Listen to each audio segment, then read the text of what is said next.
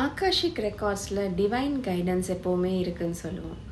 So divine கைடன்ஸுங்கிறது divine masters, அது some God energy, goddess எனர்ஜியாக இருக்கலாம், சக்தி எனர்ஜிஸாக இருக்கலாம், இல்லைன்னா உங்களை சுற்றி இருக்கிற அந்த ஸ்பிரிட் கைட்ஸ் இருக்கலாம், ஏஞ்சல்ஸாக இருக்கலாம். ஸோ நீங்கள் எப்போவுமே தனியாக இல்லை, தனியாக நான் எல்லாத்தையும் பார்க்க வேண்டியிருக்கு, நான் நிறைய கஷ்டப்படுறேன் அப்படின்னா அது உண்மை கிடையாது. உங்களுக்கு நிறைய ஸ்பிரிச்சுவல் டீம் இருக்காங்க, கைடன்ஸ் இருக்கும், சப்போர்ட் இருக்கும். இனிஷியல் டேஸில் நான் ஸ்பிரிச்சுவல் ஜேர்னிக்கு வரும்போது என்னால் இதெல்லாம் நம்பவே முடியல. உண்மையாவா இருக்குமா, ஆனால் நம்ம ரொம்ப கஷ்டப்படுறோமே அப்படிங்கிற மாதிரி தான் இருக்கும்.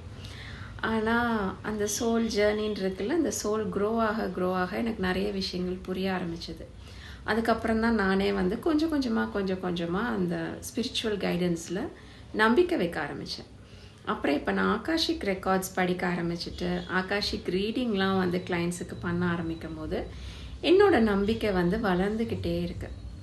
அதாவது மெயினாக என்ன சொல்லணும்னு நினைக்கிறேன் அப்படின்னா, ஒரு பிரச்சனைன்னு வந்துச்சு அப்படின்னா அந்த பிரச்சனை மூலமாக தான் நம்ம சோல் நிறைய வளர ஆரம்பிக்கும்.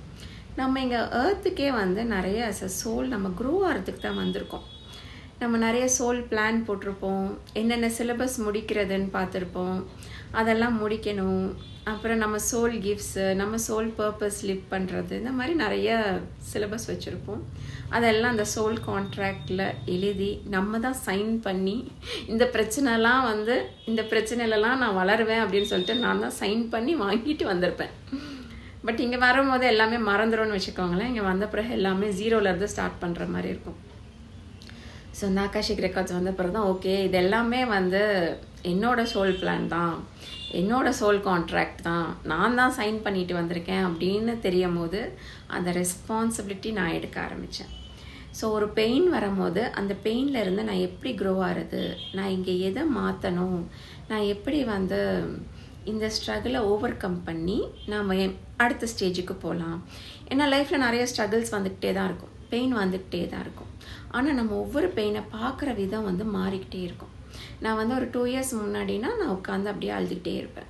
ஆனால் இப்போ ஆகாஷிக் ரெக்கார்ட்ஸ்லாம் படித்த பிறகு ஓகே, இங்கே எனக்கு இஷ்யூ இருக்குது, நான் டிவைன் மாஸ்டர்ஸ்ட்டை கைடன்ஸ் கேட்டுட்டு என் இஷ்யூவை சால்வ் பண்ணிவிட்டு எப்படி நான் முன்னாடி போகலான்னு பார்ப்பேன். ஸோ முன்னாடி போய்கிட்டே இருக்கலாம். பெயின் ஜஸ்ட் ஒரு போர்ட்டல் ஃபார் க்ரோத்து தான். தேங்க்யூ.